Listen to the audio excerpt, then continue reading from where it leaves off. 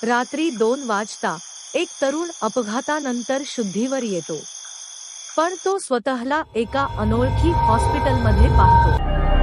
Hospital पूर्ण शांत, कुठेही नर्स नाही, डॉक्टर नाही, फक्त पांढऱ्या भिंती आणि लांब कॉरिडॉर। तो उठून बाहेर पडतो, तेवढ्यात त्याला एका रूममधून करकरणाऱ्या आवाजात कुणीतरी म्हणताना ऐकू येतं, मला वाचवा।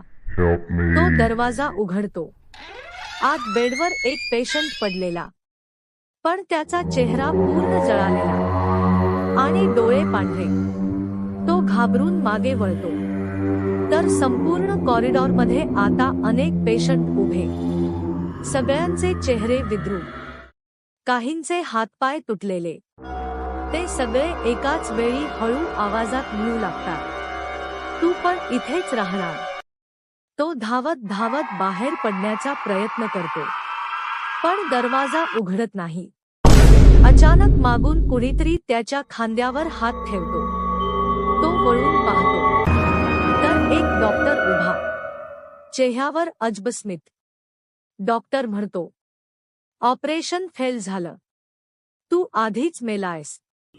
आणि तेवढ्यात त्याला समजतं, हे हॉस्पिटल नाही, हे मृतांच्या आत्म्यांचं हॉस्पिटल आहे, जिथे एकदा गेल्यावर कोणीच बाहेर पडत नाही।